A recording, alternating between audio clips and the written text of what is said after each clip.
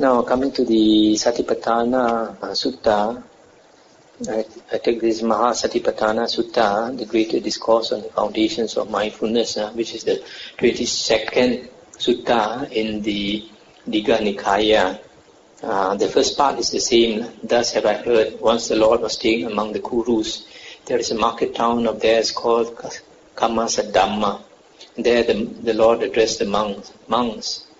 Lord, they replied, and the Lord said, there is monks, this one-way path for the purification of beings, for the overcoming of sorrow and distress, etc. And then after that, the Buddha talks about contemplation of the body. And how monks does a monk abide contemplating the body as a body? Here he says contemplating a body as a body, but Venerable Bhikkhu says body in the body. Here a monk, having gone to the forest or to the root of a tree or to an empty place, sits down cross-legged, holding his body erect, having established mindfulness before him. Some people like to ask, what is this having established mindfulness before him? Sometimes they translate as having established mindfulness in front of him. So people become confused. I think what he means is having first established mindfulness. Mindfully he breathes in, mindfully he breathes out. Breathing in a long breath, he knows that he breathes in a long breath. Breathing out a long breath, he knows that he breathes out a long breath. Breathing in a short breath, he knows that he breathes in a short breath. And breathing out a short breath, he knows that he breathes out a short breath. He trains himself thinking, I will breathe in conscious of the whole body, meaning the breath body. He trains himself thinking, I will breathe out conscious of the whole body. He trains himself thinking, I will breathe in calming the whole body conditioner, Kaya Sankara. This body conditioner in other suttas means the breath. Because the breath is the condition for the body to be alive. He trains himself thinking, I will breathe out calming the whole body conditioner. This as a skilled turner or his assistant in making a long turn knows that he is making a long turn, or in making a short turn knows that he is making a short turn. So too a monk in breathing in a long breath knows that he breathes in a long breath, and so forth. So I'll just stop here for a while. Here, so this person, when you are practicing Anapanasati, you are conscious of the breath body, and you are conscious of the whole breath body. This whole breath body, sometimes they say, the commentaries say, the beginning, the middle, and the end of the breath. But I think when you say the whole breath body, it means the whole breath. The whole breath. And books like the Visuddhimagga, they say when you practice Anapanasati, you must be conscious of it at one point. And they say at the tip of your nose or the top of your lips. This is not what the Buddha says. The Buddha says contemplate the whole breath. So I find there's nothing wrong if you follow the breath. If it feels natural to you, you do what is natural to you. If you feel that you're aware of the whole breath going in, down to your abdomen and coming out, you can follow. There's nothing wrong with it. Then later, if you keep following the breath, if after some time the breath may appear more obvious to you in a particular place, for example, at your nostril, or at your throat, or at your abdomen, then you can pay attention at one place later on. But in the beginning, just let it be natural, just observe the breath. And also don't put too much, don't force your mind too hard to know every step of the breath. Otherwise, because when you start meditating, your mind is not strong yet. No, it's just like carrying weights, You're carrying a dumbbell, you can't immediately carry 50 pounds. You must start with 10 pounds, 15 pounds, 20 pounds, and your muscle builds up, then you can do it. So in the same way, when we start meditating, our mind doesn't have that muscle yet. So when you try to concentrate too hard, people get what Ajahn Brahm calls samadhi headache. So you just let it be natural, and slowly over time, you get used to that concentration. Don't force it too much. Then there's another paragraph that follows. So he abides contemplating body in the body internally, contemplating body in the body externally, contemplating body in the body both internally and externally. Here internally meaning your own body, externally meaning other people's body. He abides contemplating arising, here it says arising phenomena in the body. By Venerable Bhikkhu, other monks translate that he abides contemplating the body in its arising factors. He abides contemplating body in its vanishing factors, both arising and vanishing factors. Arising factors meaning the factors that make the body arise, and vanishing factors means the conditions, the factors that make the body cease. Or else mindfulness that there is body is present to him just to the extent necessary for knowledge and awareness. And he abides independent, not clinging to anything in the world. And that, monks, is how a monk abides contemplating body in the body. So here this sutta tells you how to practice the mindfulness of the body by watching the breath. And then the 4 postures. Again, monks, a monk when walking knows that he is walking, when standing knows that he is standing, when sitting knows that he is sitting, when lying down knows that he is lying down. Again, monks, a monk when going forward or back is clearly aware of what he is doing. In looking forward or back, he is clearly aware of what he is doing, etc. This one is sampajanya, practicing sampajanya. And then reflection on the 32 parts of the body. Again, the monk reviews this very body from the soles of the feet upwards and from the scalp downwards, enclosed by the skin full of manifold impurities. In this body there are head hairs, body hair, nails, teeth, skin, flesh, sinew, bone, etc. So this is another way of contemplating the body, by contemplating the 32 parts of the body. And the 4 elements. Again, you can contemplate the body through the 4 elements. That means there are in this body the earth element, the water element, the fire element, the air element. This earth element refers to the hardness element in your body. The water element refers to the cohesion element. The fire refers to the heat in your body, and the air refers to the wind element in your body. So our body, the physical body, has these 4 characteristics that make us see it as a body. And then the different types of corpses. Again, a monk, as if he were to see a corpse thrown aside in a charnel ground, 1 or 2 or 3 days dead, bloated, discolored, festering, compares this body with that, thinking, this body is of the same nature, it will become like that, it is not exempt from that fate. So here we think of different types of corpses, and we think one day our body is going to turn into the same type of corpse. So we see impermanence. And then how does a monk abide contemplating feelings as feelings or in feelings? Here a monk feeling a pleasant feeling knows that he feels a pleasant feeling. Feeling a painful feeling knows that he feels a painful feeling, etc. So you are aware of your different feelings that arise and pass away. That is contemplating feelings. And how does a monk abide contemplating mind in the mind? Here a monk knows a lustful mind as lustful, a mind free from lust as free from lust, a hating mind as hating, a mind free from hate as free from hate, etc. So the state of your mind, you also have to be aware. And then contemplating of Dhamma. You contemplate the 5 hindrances,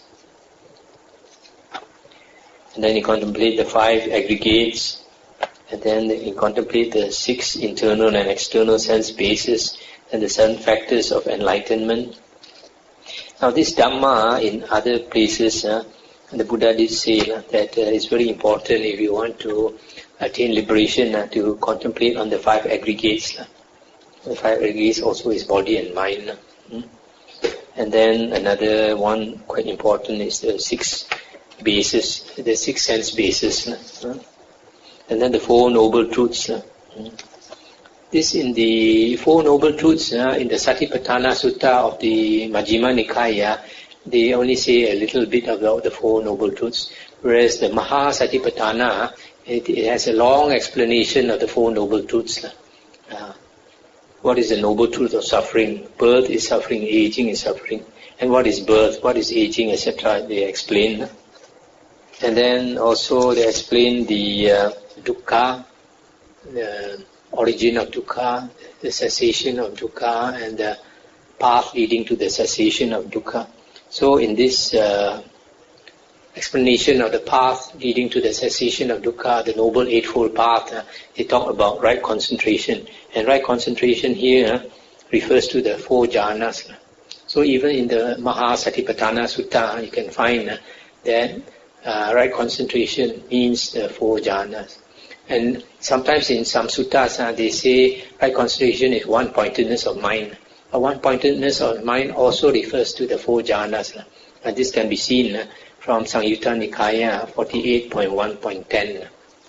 And then the last part, the conclusion of the Satipatthana Sutta, it says, whoever monks should practice these four intense states of mindfulness for just 7 years may expect one of two results, either arahantship in this very life, or if there should be some substrate left, a state of non-returner, that means anagamin. So if you practice Satipatthana for 7 years, you should expect to become an arahant or an anagamin. And then the Buddha said, let alone 7 years, whoever should practice them for just 6 years can also attain. And then it says 5 years, 4 years, 3 years, 2 years, let alone 1 year. If you practice this for 7 months, 6 months, 3 months, 1 month, half a month. And then finally the Buddha says, whoever should practice these four intense states of mindfulness for just 1 week may expect either one of two results, either arahantship in this very life, or should there be some substrate left, the state of non-return. So you see, if you practice correctly the Satipatthana, for 7 days you can expect to become an arahant. So this type of Satipatthana is not the type that a lot of people practice now. A lot of people, the type that they practice now, 70 years also cannot. So what the Buddha means is that your mindfulness is unremitting, non-stop, continual mindfulness. That's why the Buddha's time, the monks, they practice until they don't sleep. Their mindfulness is 24 hours a day. That's why when Mahamoggallana was striving very hard because he didn't sleep for a few days, in the middle of the night he was nodding already. He was trying to practice and nodding his head. Then the Buddha saw. Then the Buddha made a golden body come out of the head, went to him, and told him, Moggallana, and he got a shock. Saw the Buddha, the golden body of the Buddha, and Buddha told him, don't not more attention and practice harder. Then after that the Buddha went away. So he knew that the Buddha was watching him from far. They are not the head anymore. Practice very hard. 7 days became an arahant. That is the real Satipatthana, intense state, where they don't even sleep. That's why in the Vinaya books, an arahant is said to have sati, mindfulness, 24 hours a day. 24 hours a day. All arahants have 24 hours a day. If they don't have the four jhanas, how can they have 24 hours a day of mindfulness? The moment you fall asleep, you are no more mindful. But nowadays some monks say, you sleep mindfully. How can you sleep mindfully? Kun xian. That's the end here. You have any questions? What is Vipassana meditation? Firstly, Vipassana meditation started with Mahasi method. And the Vipassana meditation was based on the Visuddhimagga and on the commentaries. In the Visuddhimagga, they talk about 16 jnanas, 16 knowledges, which was not mentioned by the Buddha. And then in the commentaries, they say there are 5 types of arahants. The first type has 4 jhanas. The second type has 3 jhanas. And then 2 jhanas, 1 jhana, and 0 jhana. And they use this excuse that there can be an arahant with 0 jhana, and they invented the Vipassana meditation based on the 0 jhana. And they say this is pure Vipassana. So they are trying to find a shortcut to liberation without having to practice jhana. So when people start to criticize, saying that in the suttas the Buddha talked about jhana, then they invented another, what they call vipassana jhana. But there's no such thing as vipassana jhana. So when they talk about concentration, they talk about one-pointedness of mind. And their one-pointedness of mind is momentary concentration, meaning they see one object after another. But they don't know, actually it is mentioned in the suttas, that is the everyday mind. The Buddha gave a simile of the 6 animals that the hunter caught. Hunter caught 6 animals, eagle, a monkey, a snake, a crocodile, a dog, a hyena. And he tied a rope around the neck of the 6 animals, and the 6 ropes he tied into a knot, and then he let the animals loose. And then the animals will be heading off in 6 different directions. The eagle will want to fly into the air, the monkey up the tree, the snake into a hole in the ground, the crocodile wants to go into the river, the dog wants to go into town, the hyena wants to go up the hill. And they are pulling in 6 different directions. Whichever one is strongest, it pulls, the others have to follow him. After some time, he's tired. Another will pull, the others follow him. This the Buddha calls the unrestrained mind, undisciplined mind. So this is just the everyday mind, where your mind is going from one object to another. And this they call mindfulness. But this mindfulness you don't have to practice, you have it all the time. Where this momentary concentration, that is, everybody has that type of concentration. Even when you sleep, you're also mindful. You're mindful of your dream. When you start to have stray thoughts, you're also mindful. You're mindful of your stray thoughts. So that is no use at all. That's why sati does not mean that. Sati means to remember, to pull your attention from out of these 5 senses into the body and mind and the Dhamma. So the Vipassana meditation, originally you were supposed to be practicing on the 4 objects of sati, but later people misunderstand and people say it is general mindfulness. So that even when you are working also you are practicing meditation. You sweep the floor also you are practicing meditation. Whatever you do also, if you are mindful, you are practicing meditation. That is a distortion of facts. Some monks, because of not studying the suttas, they say it's general mindfulness. So that whatever you put your mind to, as long as you are aware of it, as long as you are mindful, you are practicing vipassana. Okay, just now the sutta says we are supposed to be practicing this Satipatthana all the time. Yeah. That means when you are sitting down in meditation, you practice, for example, anapanasati, because your object is trying to get one-pointedness of mind. Now when you are not sitting down in meditation, if you are working, then of course you have to practice sampajanya. Whatever you are doing, you have to be mindful of what you do. For example, you cut vegetables, you are not mindful, you cut your finger. So when you are not working and you are not sitting in meditation, for example, you are sitting in a bus, then you put your attention on these 4 objects of Satipatthana. Don't let it have stray thoughts, think of this and that. That means either you think of the Dhamma you have learned, or you contemplate, for example, the corpses, the different type of corpses, or you contemplate the 32 parts of your body, or you contemplate the 4 elements of your body, or you're aware of your feelings as they arise and pass away, or you're aware of the perceptions or the thoughts in your mind as they arise and pass away.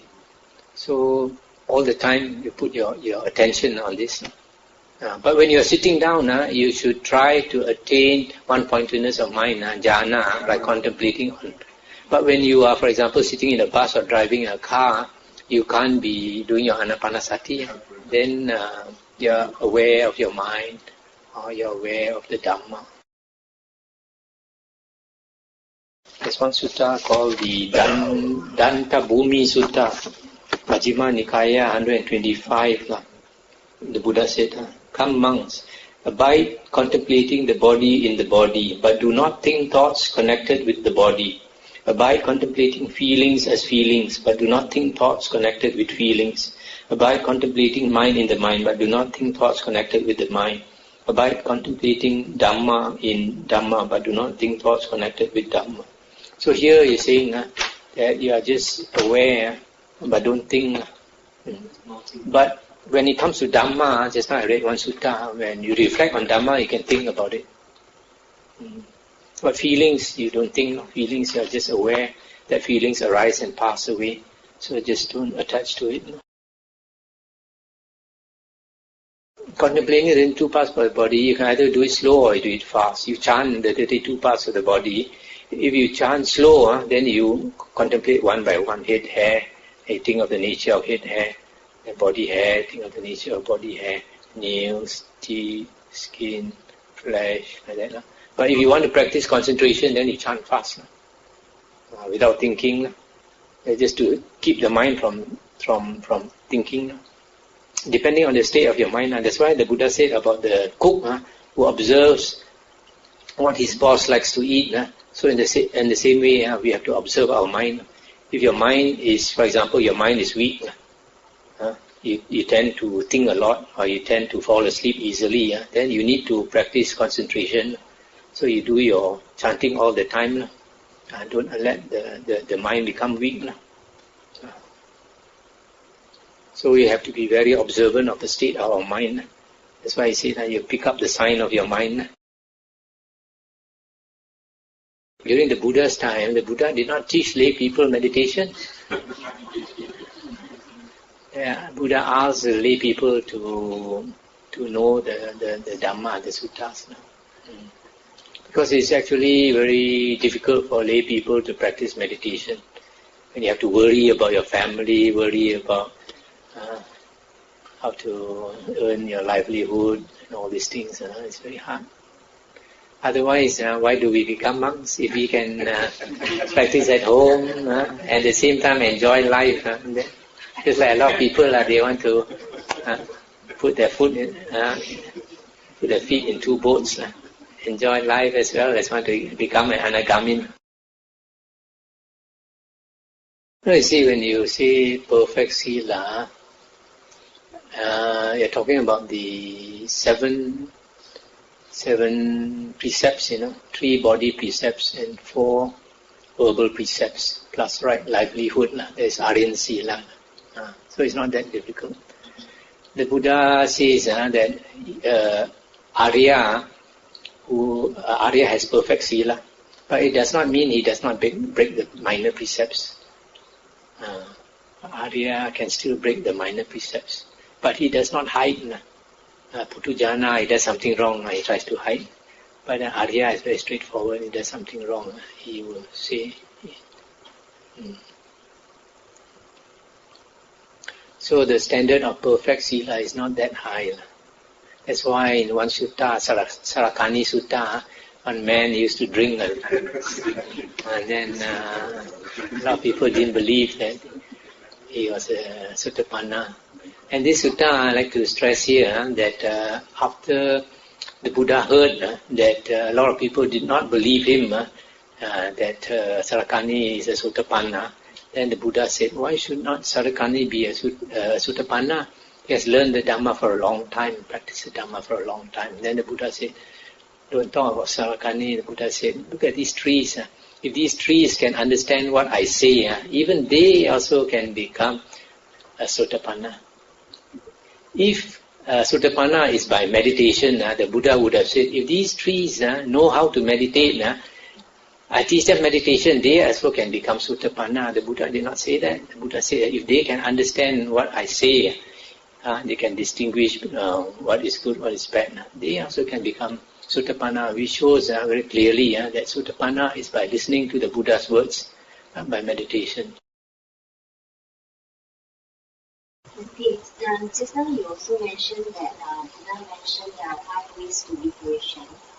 One is listening to Dhamma, teaching Dhamma, reflecting on Dhamma. And the last one is meditation.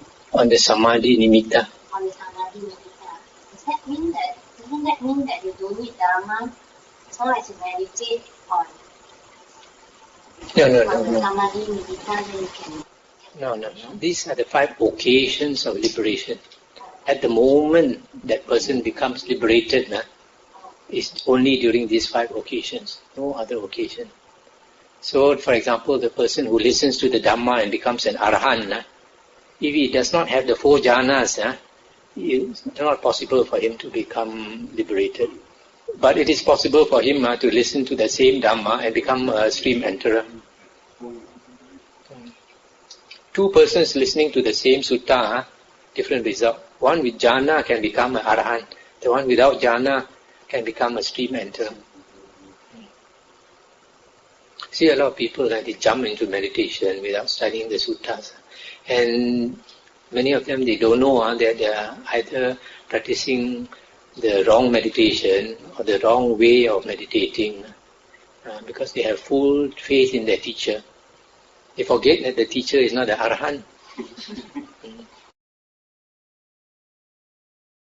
Once a person has attained 4 jhanas, the sutta says that many things it becomes very clear to him. Because once he attains the 4 jhanas, he eliminates the 5 hindrances. It's not like some Vipassana teachers say that when you are in jhana, you eliminate the 5 hindrances. When you come out of jhana, the 5 hindrances come back. Not like that one. In the suttas, once you attain the jhanas, you come out of jhana also, the hindrances are eliminated already. That's why in the sutta, the Buddha says, when a person, even before he attains the jhana, when he attains threshold concentration or excess concentration, the 5 hindrances already fall away. And then he becomes very happy, as though the debt that he owed has paid back, is free. And a lot of similes are given, as though he's freed from prison and all that. Just now I read to you that Sutta, this one, Majjhima Nikaya 68. While he still does not attain to the delight and pleasure, piti and sukha, that are secluded from sensual pleasures and secluded from unwholesome states, meaning the first jhana, or to something more peaceful than that, meaning the higher jhanas. Covetousness, ill will, sloth and torpor, restlessness and remorse, doubt, discontent, weariness, invade his mind and remains. When he attains to the delight and pleasure that are secluded from sensual pleasures and secluded from unwholesome states, or to something more peaceful than that, covetousness, ill will, sloth and torpor, restlessness and remorse, doubt, discontent, weariness do not invade his mind and remain anymore. Basically, dependent origination, there is not much to understand. Just that everything in this world arises through conditions. There's nothing that exists by itself. That's why when Venerable Ananda, he told the Buddha, he said he understands dependent origination. He is very clear about it. He thinks it's very simple. And the Buddha said, don't say so. Dependent origination is very deep. Actually, in the Vinaya books, even after the Buddha was enlightened, he wanted to understand dependent origination. He sat through the whole night, looking, using his psychic power to see beings and how they arise and pass away and everything. We spent 4 hours seeing how dependent origination arises. Then another 4 hours how it ceases. And then another 4 hours how it arises and ceases. After 12 hours only, then he could see he really understood. And because he had seen it with his psychic eye, then he sees it's very profound. Whereas Ananda, without his psychic eye, he could just understand it superficially, so he thought it's very simple. Actually, in the suttas, you're supposed to get jhana first, then only practice this, what the Buddha calls radiation of loving kindness by the mind. So, if you don't have samadhi, strong concentration, you only imagine you radiate metta, but nobody can feel it, is it? When I was a small boy, I was in a Catholic school. So these Christian brothers used to give us photos, holy pictures, of the saints. Sometimes you see the saint, the deer will come to him, the birds will sit on his shoulder, on his head, because he has so much metta, the animals can feel it, they can come. But that is real metta. So, like the Buddha in the suttas, he says he radiates his loving kindness on 1/4 of the world, then another quarter, then a quarter. Actually, there's something that goes out and say other beings can feel. But for most people, we imagine virtual reality. In fact, when I first came into the Dhamma, when I was very new to the Dhamma, so I studied the Dhamma, then I found compassion and metta, all this very appealing. So that time I was working in Kuantan with our Major Lim here. We were in the same army camp. And we learned Kung Fu from one old man, was very good in Kung Fu. So one day I followed that old man to the forest. He wanted to look for herbs. So then when I remembered the metta and all that, and compassion, so when I was in the forest, I thought there's a lot of unseen beings around. So I thought of loving kindness towards them and all that. That night when I came back, I had such a sweet and pleasant dream. The next morning when I woke up, I felt so special that night. So maybe the devas also give me metta. Also another time I was practicing this compassion and metta. And I found at night when I slept, I had all these cartoon dreams, Fairy tale, so nice. Walt Disney. Actually, our dreams actually tell us something about our state of our mind as well. If you have good dreams, it's a good sign. Bad dreams is a bad sign.